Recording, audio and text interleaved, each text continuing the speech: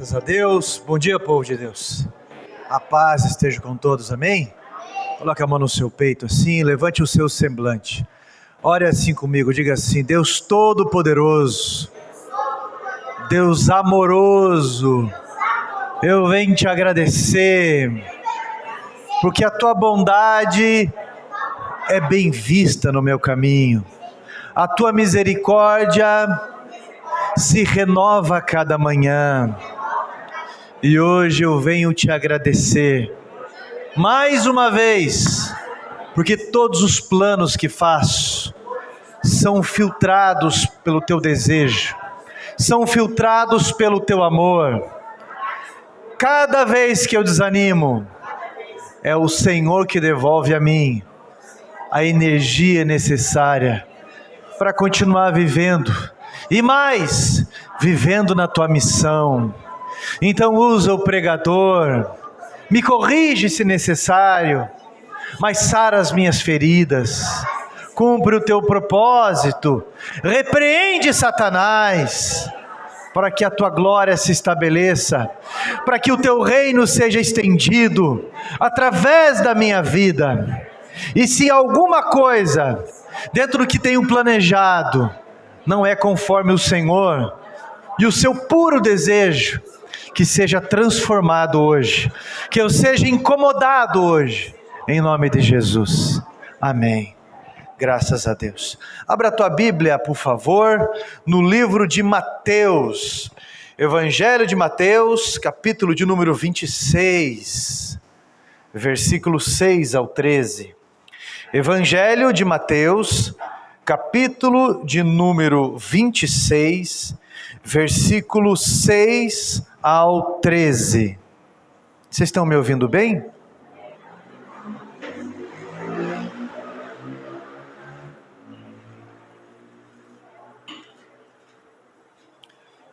Evangelho de Mateus. Qual que era a profissão de Mateus? Isso, publicano, cobrador de impostos. E como que os israelitas encaravam isso? Eles olhavam para um publicano como se fosse um inimigo de Israel, porque cobrava dinheiro do próprio povo para eles entrarem dentro da terra deles. Eles ficavam na fronteira, eles cobravam os impostos para entregar esses impostos para os romanos. Olha só, e de repente Jesus faz com que um publicano, que é Mateus, conviva com Pedro, que era um zelote, que eram considerados inimigos armados, na ótica militarizada contra esse público considerado inimigo. Os dois convivem bem. Mateus capítulo 26, versículo 6 ao 13, a minha tradução diz assim: Ora, estando Jesus em Betânia, em casa de Simão o leproso, aproximou-se dele uma mulher, trazendo um vaso de alabastro, cheio de precioso bálsamo, que lhe derramou sobre a cabeça, estando ele à mesa. Vendo isto, indignaram-se os discípulos, e disseram: para que esse desperdício? Pois este perfume poderia ser vendido por muito dinheiro, e dar-se-ia aos pobres. Mas Jesus, sabendo disso, disse-lhes: por que molestais ou perturbais esta mulher? Ela praticou boa ação para comigo, porque os pobres sempre os tende convosco, mas a mim nem sempre me tendes. Pois, derramando este perfume sobre o meu corpo, ela o fez para o meu sepultamento. Em verdade vos digo, onde for pregado e em todo o mundo este evangelho, será também contado o que ela fez em memória sua. Amém? Assente-se, por favor.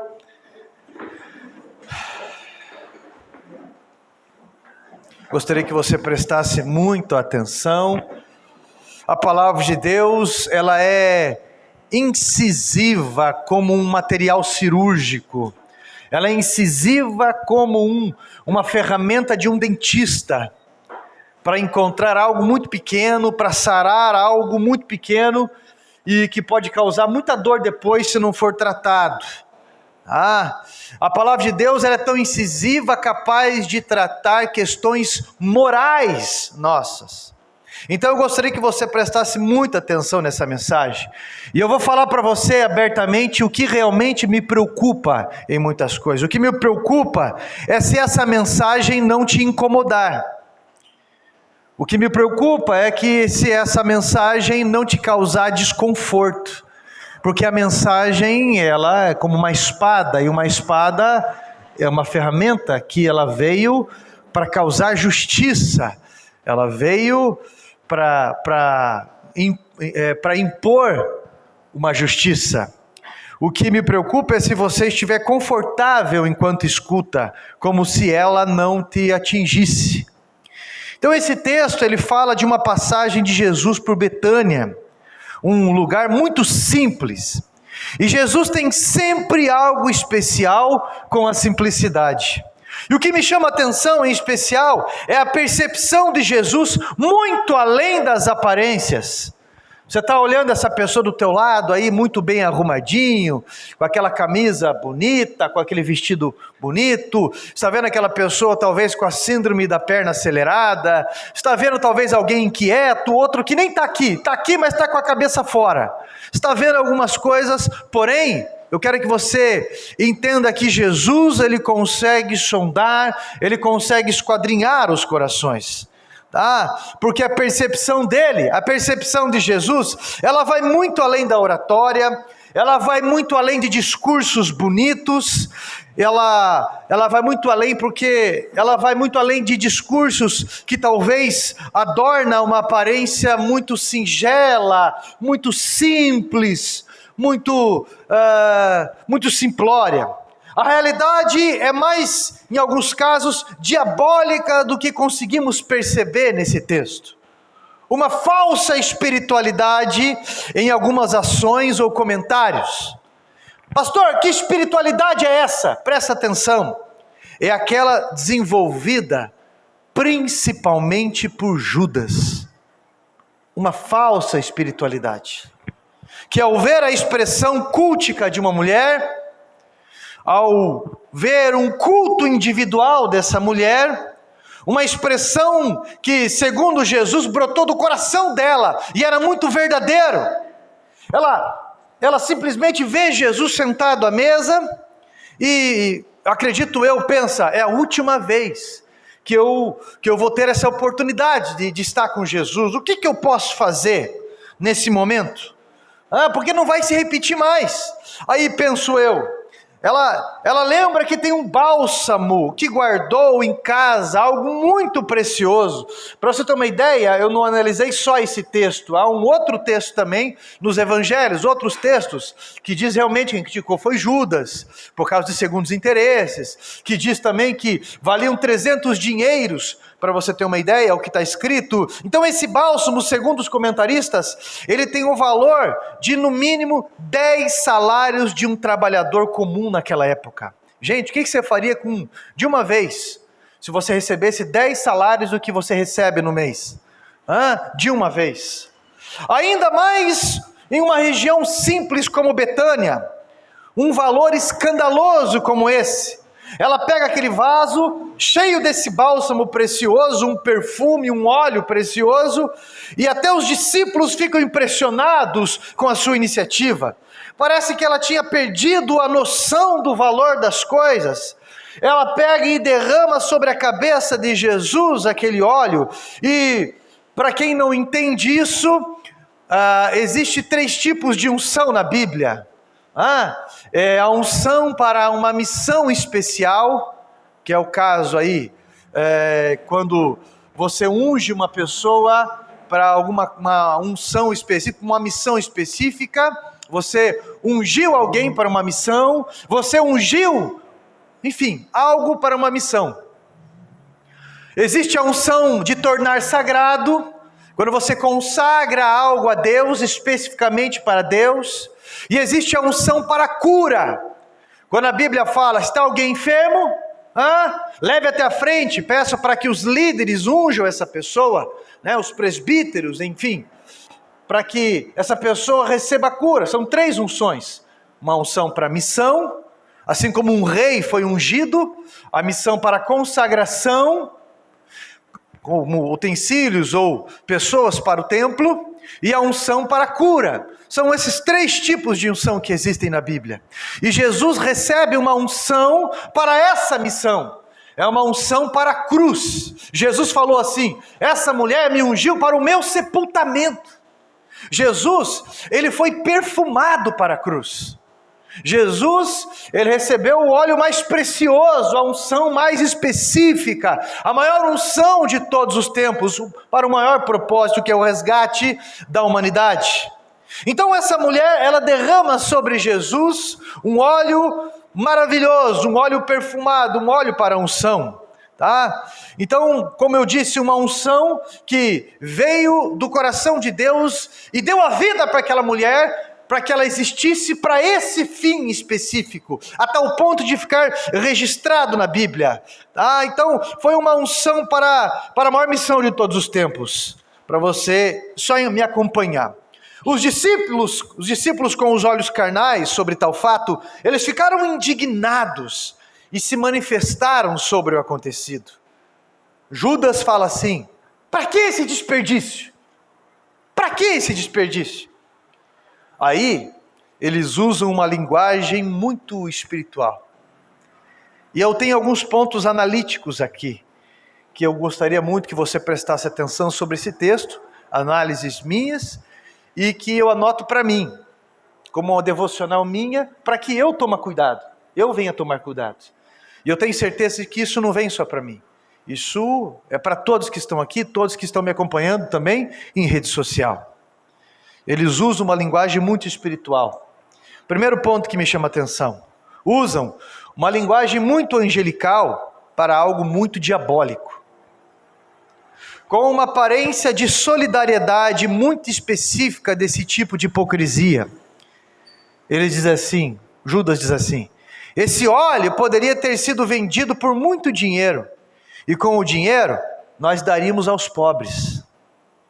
Olha só como que funciona a coisa. Com esse discurso, ou que Judas faz, num outro texto, de um outro evangelho, e que aqui não apresenta quem é, fala no geral, fala como discípulos. Olha só como a coisa funciona. Judas era tesoureiro do grupo. Ele ficava com a bolsa de moedas. Com esse dinheiro, Judas poderia fazer muita coisa para ele. Ele poderia comprar bens, poderia comprar terreno, enfim, ele poderia fazer coisas muito evidentes. Ele não está preocupado com os pobres. Ele estava interessado em ficar com uma parte do dinheiro, ou talvez todo o dinheiro. Olha só, o outro evangelho comenta sobre isso. Só que ele exterioriza essa sua carnalidade, e eu diria a ponto até diabólico, através de um discurso espiritual, de algo que ninguém reprovaria na lógica. Ninguém reprovaria um discurso desse: vamos ajudar os pobres. Ele está julgando essa mulher, travestindo-se de solidariedade. Ele está julgando ela como uma pessoa louca. Mas Jesus vê muito além do que os olhos podem ver, do que aquilo que os ouvidos podem ouvir. Jesus, conhecendo a intenção do coração da mulher, e conhecendo a intenção do coração de Judas, interviu nessa relação. Jesus olha para eles e diz assim: por que vocês estão discriminando essa mulher? O que vocês chamam de loucura, eu chamo de culto sincero. Deixa ela fazer o que ela faz. Ela me prepara para o meu dia, ela me prepara para o meu sepultamento. Mas você, eu sei o que está por trás desse discurso. A espiritualidade dela, que a faz desperdiçar, é diferente da tua, que te faz produzir um discurso de economia. Você não me engana, porque sempre você está com os pobres e não faz nada. E agora vem com esse discurso de solidariedade. Jesus está dizendo, na minha ótica, mais ou menos assim: eu não trabalho com o que os teus olhos veem, eu trabalho com aquilo que os meus olhos veem. Está entendendo? Algumas pessoas, em vez de adorar a Deus, em vez de se expressar verdadeiramente para Deus, ficam olhando nos cultos, por exemplo, pessoas, aquela pessoa está chorando, está dizendo que ama a Deus, hipócrita. Na vida dela, na vida dele, na vida desse fulano, na vida... Cuida da tua vida. Cuida da tua vida, Carlos. Cuida da tua vida. Jesus está olhando o coração de todo mundo. Às vezes chega alguém e quer dar uma oferta, ou quer ter uma atitude, ou quer fazer algo, e um mundaréu de críticas acontece. Dentro da nossa própria família, às vezes.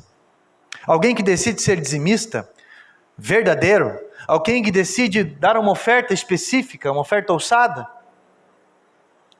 os familiares falam, para de ser bobo, para de ser idiota, para de ser isso, e acrescenta um monte de adjetivos sobre a pessoa. Se você analisar pelos olhos capitalistas, você vai dizer que o apóstolo está cheio de razão.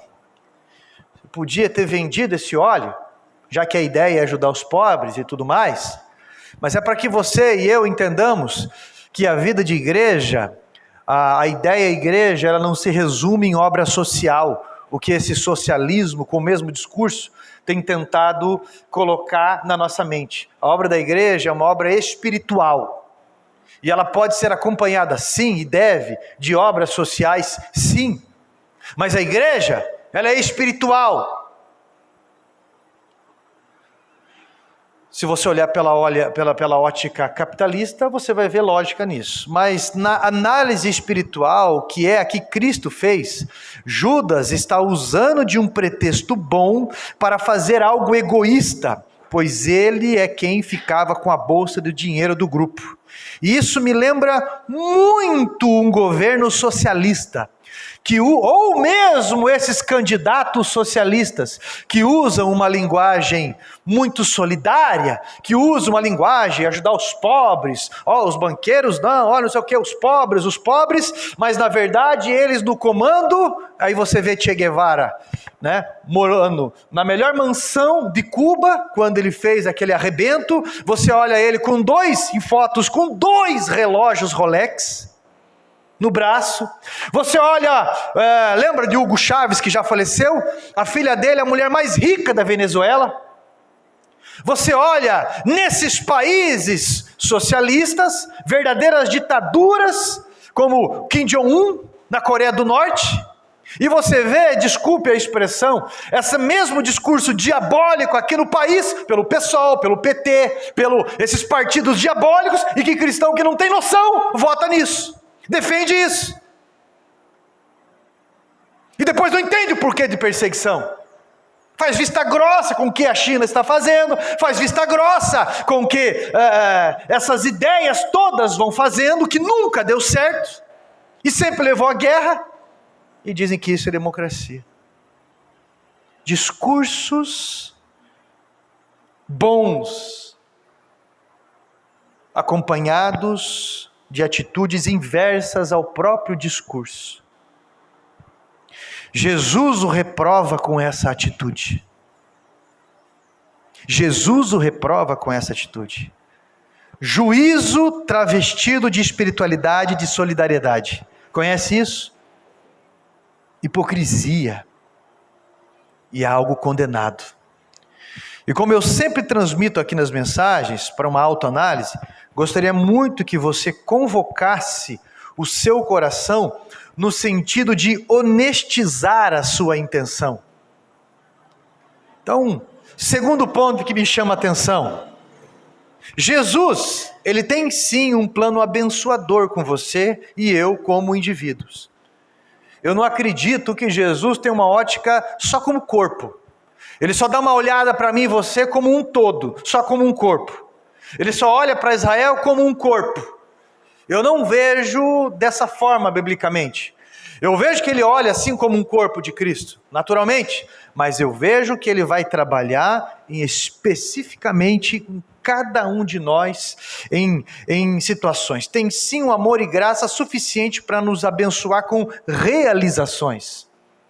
Eu acredito sim que Jesus liga para as nossas realizações, sim. Sabe? Ele se preocupa com a nossa necessidade de realização pessoal, sim. Senão ele não tinha dado casamento.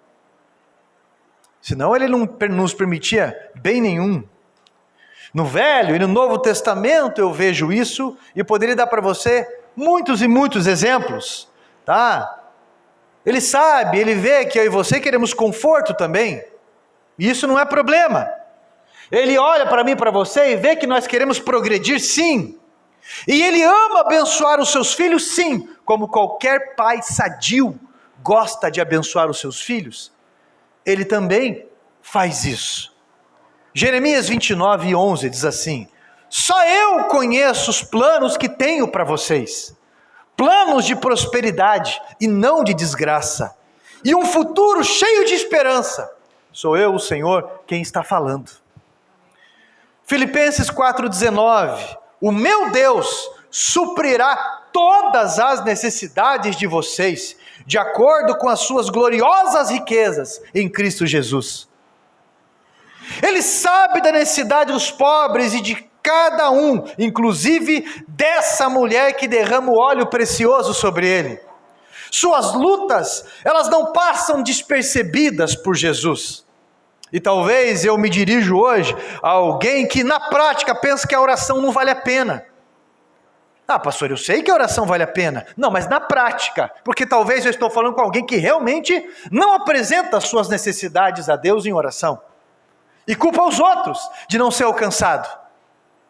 Eu acredito, eu estou passando um ponto muito claro e incisivo para você. Eu acredito que nada é principalmente reflexo da minha vida, das bênçãos que vêm para mim, primeiramente com relação às pessoas. Tudo é primeiramente com relação a Deus. Se alguma coisa não acontece legal como eu gostaria, minha relação com Deus. Ele pode usar situações, ele pode me educar com pessoas, ele pode me ensinar algo, mas tudo é ligado a ele em primeiro lugar. Assim como eu também entendo que quando sou abençoado por algo, ele usa quem ele quer, ele faz como ele quer, da forma como ele quer, no tempo que ele quer. Não adianta você ficar culpando pessoas de abandonos ou de adoções, ou em primeiro lugar as pessoas, isso vem primeiro de Deus. Então eu quero que você entenda, meu irmão, que Ele olha para você nessas necessidades, e se você ora para Ele apresentando coisas pequenas ou coisas consideradas grandes, esse relacionamento vai fortificar a tua fé. Eu estou falando para você de coisas pessoais, de experiências pessoais que talvez você teve. Eu já disse aqui uma vez que eu cheguei, se eu não me engano, eu acho que isso faz uns 10 anos atrás, que eu estava conversando com o pastor Manuel Daça, um amigo meu de tempos, um homem que foi curado de hanseníase, tinha sido colocado num leprosário e a expectativa é que ele morresse. E Deus curou ele ali. Então, é um homem que foi muito usado por Deus na minha vida, em profecias e coisa e tal. E um dia eu chego para ele e falo: então, pastor, olha, não é fácil realmente, daquele jeito. Aquele dia, melancolia, eu falo para ele assim: sabe quanto tempo que eu não levo minha família para comer pizza? E assim, ele: irmão, por que você não fala para Deus? E eu pensei comigo na hora, caiu uma ficha, que bobeira minha, né, cara? Deus se interessa por isso. Eu pedi perdão para Deus, eu falei com Deus, na mesma noite estava todo mundo lá em casa comendo uma pizza, né? Então, eu estou falando para você de vaga de estacionamento. Jesus, providencia uma vaga para mim, não tem vaga aqui, Jesus. Eu estou falando para você de coisas que realmente acredito. Eu estou falando coisas para você, como eu já testemunhei esses dias, mexendo no motor do carro hoje. Por que eu estou fazendo isso sozinho? Senhor, me dá graça, me ilumina, abençoa. Faz chegar cliente, ou faz chegar isso, ou abençoa dessa forma. Jesus, a todo momento. Pastor, essa pessoa é muito difícil de lidar. Então ora a Deus, para que as palavras vão além do que talvez a pessoa possa ouvir, que ela perceba a intenção, a comoção, ou seja o que for. Eu estou falando de detalhes. Jesus, Ele está interessado nos detalhes. Isso é relacionamento. Isso é relacionamento, meu irmão. E Jesus vê os detalhes da vida dessa mulher. É a última vez, possivelmente, que ela estava vendo Jesus em vida. Terceiro ponto que me chama a atenção nesse texto: essa mulher, ela nasceu para ungí-lo. Isso eu entendo como propósito. Presta atenção no que eu vou falar. Existem coisas em nós que precisam ser realizadas, e que não sendo, nada do que realizaremos nos realizará. Eu vou repetir. Existem coisas em nós que precisam ser realizadas, e que não sendo, nada do que realizaremos nos realizará. Aí, meu irmão, não importa o custo, se é 300 dinheiros, não importa o custo, não importa a dor, não importa o tempo, não importa o descanso, não importa as fofocas, a família pode ir contra, não importa as teorias. A ideia que eu tenho é que a eternidade genética e espiritual que Ele empregou ao nosso DNA nos dá um objetivo, nos dá uma razão da existência, porque somos parte dEle. Isso é tão forte que a sua vida coincidentemente é colocada volta e meia em situações que envolvem a tua identidade. Eu não posso falar tanto de você quanto eu posso falar de mim, porque Deus me ungiu para recuperar, Deus me ungiu para consertar, Deus me ungiu para melhorar. Geralmente tudo que vem às minhas mãos vem para ser recuperado, tudo que vem às minhas mãos vem para ser melhorado, vem para ser reeducado, vem para consertar, tudo que vem. Agora, se eu ficar melancolizando e ficar, oh Deus, parece que para mim tudo é mais difícil, oh Deus, por que não manda pronto para mim, oh Deus, oh céu, eu já estou me torturando porque eu estou indo contra a minha missão. A ideia correta sempre de eu pensar é como que eu vou fazer para resolver, para alcançar esse objetivo. Porque eu estou olhando para Pedro agora, não Pedro negando 3 vezes, estou olhando para Pedro dizendo que ama Jesus 3 vezes. Então eu estou olhando lá na frente, e por conta disso você é muito criticado por pessoas, por conta disso você vai ser muito desprezado, ameaçado. Você está entendendo? Por que você está jogando esse óleo precioso na cabeça dele? Você podia ter feito um monte de coisa assim. Muitas pessoas acabam não entendendo esse propósito da sua vida, tá? Então, naturalmente, muitos não vão entender, inclusive os discípulos de Jesus não entenderam o que era a atitude dessa mulher. Olha só, há uma avalanche de hipocrisia em tudo isso. Estão tentando enfraquecer e tirar a finalidade dos sacrifícios para Jesus com discursos desse jeito. Eu não vou ser dizimista, é mais fácil eu comprar cesta básica e dar aos pobres. Então tira esses pontos da Bíblia, tira a Bíblia. Que curso de teologia que você fez? Qual que é a tua lógica bíblica para tudo isso? Afasta todo e qualquer pastor que é separado para Deus para pregar a respeito disso. Ah, pastor, mas olha aí, aquele pregador acabou de vender uma mansão de 20 milhões. Você quer se apoiar nos maus exemplos para fazer coisa errada? Ou você quer se apoiar nos bons exemplos para fazer o que é correto? E o interessante é que sempre vem de pessoas que se afastam de Deus e da sua obra, com uma crítica improdutiva dessa, que julgam maus exemplos para se afastarem. Conhece? Talvez você conheça alguém, ou talvez até você já fez isso. Eu me afastei da igreja porque eu vi muita coisa errada, principalmente na hora que você entrou em alguma igreja, porque não existe uma igreja perfeita. Meu irmão, igreja é lugar de gente machucada. Jesus veio para os machucados, e essas pessoas precisam ser saradas. E quando uma pessoa que está aqui dentro, que está para ajudar outras pessoas, perde essa missão, sabe o que acontece com ela? Com ele? Desanima, fica desfocado. Deveria aprender com os bons exemplos para se animar. Eu já vi muitas e muitas pessoas ao longo desses anos jogando a culpa na igreja, ou nas igrejas em si, ou nas lideranças, mas não discernem a situação toda, porque na verdade está numa crise de fé, num egoísmo e críticas improdutivas. Sabe o que eu acho interessante? Quando estava lá, com o casamento arrebentado, quando estava lá, com a saúde, com a vida, com as finanças, com a família, tudo arrebentado, veio para a igreja e estava animado na fé. Agora que a família foi colocada em ordem, agora que a saúde, agora que seja o que for, é colocado em ordem, aí desanimou na fé, desanimou com a igreja. Seja qual for a igreja que for, talvez me acompanhe em rede social, eu não sei.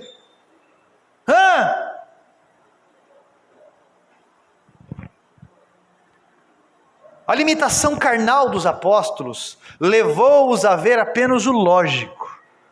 Mas a astúcia de Judas fez o que representa muitos hipócritas: agir como um oportunista. Então, meu irmão, enquanto alguns estão criticando, outros, com pouco recurso, estão trabalhando. Eu lembro de uma casa de recuperação que nós ajudamos por 8 anos. E eu lembro que nessa casa de recuperação, eu coloquei muitas e muitas pessoas para serem internadas lá. E o pastor nunca cobrou R$1 da pessoa ou da família. Eu lembro, naturalmente, a gente usava de bom senso, de uma forma ou outra, para a gente ajudar a manter e tudo mais.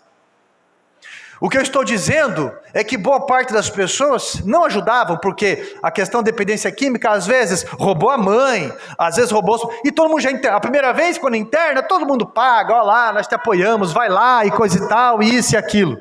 Agora, quando chega na segunda ou terceira vez, a família desanima. Daí ninguém quer pagar mais nada, daí ó, eu lavo minhas mãos aí, ó, não quero saber de mais nada, esse aí, essa aí. E aí vai para quem? Vai para a mão de Jesus através do corpo, através da sua igreja. Esse pastor Marcos, adotou muita gente, ajudou muita gente. Inclusive um parente meu, de 55 anos, porque o FAS pega até 54 anos. 55 anos, foi internado lá, um alcoolismo durante a vida. Ali se recuperou, estava bem. Os 2 anos e pouco que ele ficou ali, depois descobriu que estava com um tumor na cabeça, tamanho de um limão. Ele começou a perder toda a coordenação motora dele. O pastor dava banho nele, todo dia.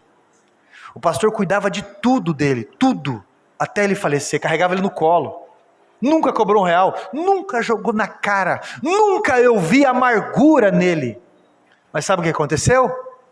Alguém começou a denunciar aquele lugar. A fiscalização foi. E toda a documentação ele tinha certinho. A questão é que eles tinham feito fossa e coisa e tal, e a fossa ficava 3 metros mais perto da cozinha do que deveria estar. Veio uma notificação. Tem 30 dias para arrumar. Falta de recurso, atrapalho aqui, atrapalho ali. O que aconteceu? Uma multa de 3 mil. Começa com uma multa de 3 mil. Eu fui em Câmara de Vereadores lá em Colombo, que ficava lá. Eu fui Assembleia Legislativa. Eu falei com todo mundo. O máximo que a gente conseguiu foi parcelar isso. Mas ninguém para ajudar. Quer que eu te fale? Ele acabou mudando de lugar para tentar de novo em outro lugar. Levou os velhinhos, levou outras pessoas para aquele lugar. Acabou não suportando mais uma vez e acabou fechando o estabelecimento. Procurando casa para deixar cada um num lugar. Porque moravam ali. Eu batizei pessoas de 84 anos lá, que aceitaram Jesus comigo. E esses discursos hipócritas de pessoas que nunca acham que têm condições, mas sempre criticam pessoas que estão fazendo, é a mesma atitude de Judas, que tinha bolsa de dinheiro, que com certeza não era um homem bobo e mau administrador, mas que sempre teve os pobres com ele, como Jesus falou, os pobres sempre estão com vocês, sempre. Em outras palavras, você não faz nada, não faz nada, cara. Perto do poder que você tem, você não faz nada, você cuida só da tua vida, e ainda reclama, porque tem que dar de comer para a tua família. Porque gastam demais, porque isso, porque aquilo. E agora vem falar com esse discurso de economia, Judas.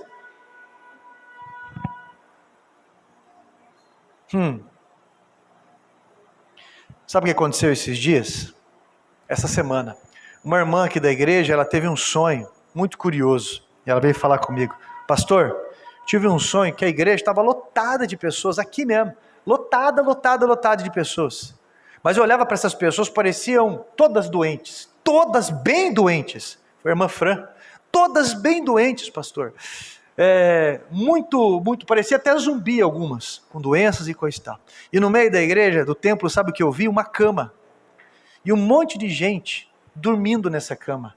Pastor, até então eu estou perturbado, tenho orado por isso, tenho orado, o que está acontecendo? Eu falei, o que eu sempre estou falando. Igreja é lugar de gente doente. Só que as pessoas que deveriam estar ajudando a sarar essas pessoas estão dormindo. Estão de olhos fechados com relação a essa realidade. Estão criticando apenas. De onde já se viu o pastor aceitar fulana ou ciclano na igreja? De onde já se viu trabalhar? De onde já se viu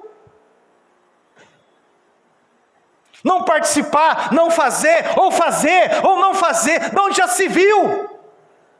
Uma coisa eu tenho comigo, eu posso ter qualquer defeito, mas eu não abandono ninguém.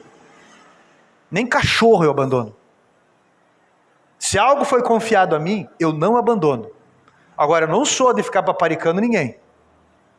Se você precisar de mim, você pode contar comigo. Agora, eu estou dizendo algo muito verdadeiro. Se você está apelando para a tua honestidade, se você está entrando por uma visão de Judas, eu quero que você seja despertado hoje dessa cama. Porque há muitas pessoas que precisam de ajuda. E às vezes você só vai ser sarado ajudando a curar alguém. Enquanto você fica nessa daí, eu não consigo, eu estou triste, olha eu aqui, eu nunca consigo. Experimenta começar a ajudar pessoas para você ver se você não vai ser curado. Experimenta. Você pode estar trabalhando no pastoreado da igreja, você pode estar no diaconato da igreja, você pode estar no ministério de louvor da igreja e pode estar dormindo. Somente como um ritmo religioso agindo. Quando fala dormindo, é porque perderam a visão. E estão sendo verdadeiros coveiros com aqueles que estão trabalhando, com críticas que só jogam terra em cima daqueles que estão fazendo. Quarto ponto que me chama a atenção em cima disso. O juízo é um ministério que nunca deveria ser desenvolvido em nós. Eu vou repetir. O juízo é um ministério que nunca deveria ser desenvolvido em nós. Ninguém é apto para esse ministério. Mesmo que seja um apóstolo, mesmo que ande dia a dia com Jesus, porque o juízo é um tiro no próprio pé. Não desenvolver juízo é entender que nós somos homens, criados à imagem e semelhança de Deus, e não Deus, criado à imagem e semelhança de homens. Até porque Judas, nos versos 14 ao 16, isso é, quando ele critica aquela mulher, a Bíblia diz que ele sai dali e ele vai negociar as informações com aqueles que queriam crucificar Jesus. Ele sai dali e começa um plano diabólico. Você está entendendo? É isso que acontece após o discurso angelical socialista. É isso que acontece após uma crítica tão incisiva e tão bonita. Ei, meu irmão, cuidado com o juízo, porque o mundo dá voltas. Eu já fui atrás de pastor que ajudava a cuidar de dependentes químicos, e depois de muitos e muitos anos, eu fui atrás deles, porque olhava, estava numa cama, deitado, alcoolizado, só virava para o canto para cuspir e para pegar o litro de pinga para beber, porque eu não conseguia nem levantar da cama mais, secou. A unha embaixo estava tão escura, que se passasse alguém já dava infecção na hora da pessoa. Estava inchado. Porque eu e você também já vimos pastores que despirucaram o cabeção e largaram a família e tudo. Porque eu e você já vimos pessoas que eram muito ricas e ficaram muito pobres. Porque eu e você já vimos muitos policiais e delegados que já foram presos. Então discursos como esse de Judas geralmente vêm acompanhados de quedas posteriores. Porque eu sempre lembro de Provérbios 16, 18, que o princípio da queda é a arrogância, e o princípio da ruína é a soberba. Então hoje, eu quero que você deixe cravado algo em sua alma. Quinto ponto. Você pode parar com essas desculpas bonitas e bem elaboradas e ajudar a curar alguém, e ajudar a ungir alguém, e ajudar a melhorar a vida daqueles que andam ungindo outras pessoas. Precisa abrir os seus olhos, porque Deus já tem cuidado de você. Teu desânimo aponta para a sua distância do próprio Deus. Você pode fazer missão na vida de alguém. Você precisa ajudar alguém que precisa melhorar. Você está muito confortável com relação à missão, muito confortável, com medo de críticas.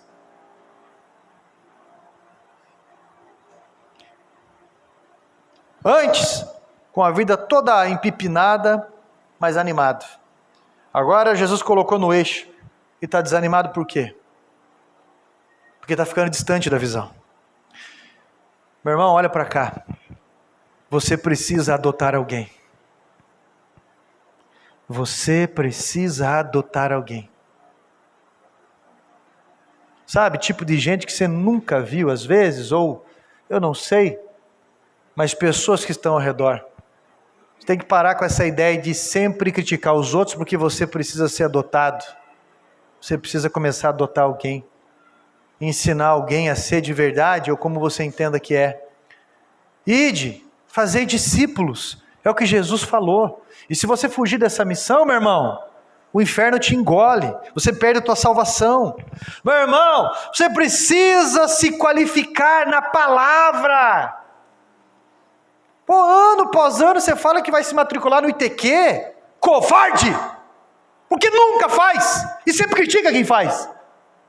Ano após ano, não vem na escola bíblica. Desculpas bem elaboradas. Ano após ano, fala, ano que vem, aí sim, eu vou começar a ir no ministério, e daí vai ser, e vai ver, porque agora eu até comprei isso, e não passa de discurso de Judas. Quando eu falo tudo isso para você, eu tomo primeiro para mim. Você precisa melhorar a sua forma de culto. Porque Jesus está buscando pessoas que o adorem em espírito e em verdade. Como essa mulher. Porque a sua salvação pode estar em risco. Hoje é o dia de você desatolar desse medo covarde, dessa crítica improdutiva. Hoje é o dia de você desatolar desse mundaréu de mentira que você se convenceu, para não acreditar no que Jesus fala quando ele diz, vinde. Jesus está te chamando a dar forma ao teu ministério, a dar forma com tal jeito que ele cresça e você diminua. Jesus está te chamando, porque talvez você ache que está fazendo muito. Ele está chamando você para honrar. Porque você sempre espera talvez outro fazer para que você faça. Jesus está chamando você para parar com essas desculpas. Ah, mas a minha saúde, a minha idade, a minha falta de experiência, a minha limitação didática. Ah, meu pai, minha mãe, meu filho, meu genro, meu furúnculo, eu não sei. Mas Jesus está chamando você para olhar mais para Ele e não olhar para você tanto. Porque Ele já tem cuidado de você. Amém, meus irmãos? Se coloque em pé, por favor. Põe a mão no teu peito, por favor. Fecha os teus olhos. Eu chamo você mais uma vez para honestizar a tua forma analítica aí, para você ser muito sincero com você, se alguma coisa você se identificou nessa mensagem. Porque, como eu disse no começo, se essa mensagem não te perturbar, É isso que me preocupa. Se essa mensagem você humanizar, achar que é indireta do pastor para alguém, é isso que me preocupa. Se essa mensagem não te incomodar, é isso que me preocupa. Porque Jesus vem como espada, né? Ele falou, vocês pensam que eu vim para trazer paz, meu irmão? É ele que disse isso. Toma no teu peito. E talvez você precisa falar algo para Jesus agora. Você está olhando muito para você e para aquilo que você quer, de uma forma muito egoísta. Ele tem que fazer a vontade dele na tua vida. Talvez tenha um bálsamo que você tem que entregar na casa do Senhor. Talvez tenha algo muito precioso, algum Isaac, que você tem que confiar a Deus, para que o teu ministério desenvolva. Para que a tua salvação aconteça. Alguma coisa que você tem que abrir mão, alguma zona de conforto, alguma desculpa, alguma coisa. E eu tenho certeza que Jesus, ele vai de encontro a isso, tá? Nesse ano, você vai dar o passo hoje, você vai começar hoje essa mudança. Você sabe que você precisa adotar alguém, você sabe que você precisa adotar alguma causa, você sabe que você precisa fazer mais em função da obra de Deus e Jesus, seja o que for. Aí você vai ver qual que é essa ligação com Deus e os milagres. Eu vou orar por você e você vai entregar esta oração a Deus. Amém? Santo Deus, em nome de Jesus Cristo, Pai, o Senhor sabe do teor pesado e convidativo de uma mensagem que cura a questão moral, cura as atitudes, uma mensagem que é contra os enganos da vida, uma mensagem que ela é despertadora para as pessoas que estavam dormindo. Abra esses olhos espirituais, Pai, para que entendam o nível da seriedade. E eu peço ao Senhor, por favor, Espírito Santo, que convence o homem do pecado, da justiça, do juízo, que brilhe nessa mente agora, nesse coração, a realidade das coisas que tem que assumir, das pessoas que tem que assumir, da forma como tem que ser, em nome de Jesus, da mudança que tem que ser alcançada. Em nome de Jesus Cristo, eu estou pedindo ao Senhor, por favor, que venha inundar a realidade de cada pessoa aqui e cada pessoa que me acompanha pela mídia, para que a tua glória se estabeleça, para que a tua vontade venha, Pai, ser derramada de tal forma inegável sobre os passos dessa pessoa. Por favor, meu Deus maravilhoso e santo, que o mal seja combatido com a dignidade de um santo, que o mal seja combatido, meu Deus, com a graça daquele que olha para o Senhor e caminha animado, estendendo o teu reino. Em nome de Jesus Cristo, liga esta oração ao céu, e a partir deste momento eu estou ungindo a adoção dessa pessoa, ungindo a atitude desta pessoa. Eu estou neste momento, em nome de Jesus Cristo, tornando sagrado o passo de fé que está dando diante do Senhor, e que seja para a sua glória, que seja para a sua honra, que seja além das críticas, que seja além do medo, que seja além da perseguição, que seja além das finanças, que seja além de qualquer ameaça, que seja para a sua glória, meu Deus. Colocamos por terra qualquer iniciativa do inferno, e que a identidade dessa pessoa no teu reino venha brilhar para a sua glória, em nome de Jesus, amém. Amém, povo de Deus. Graças a Deus. Se não é fácil...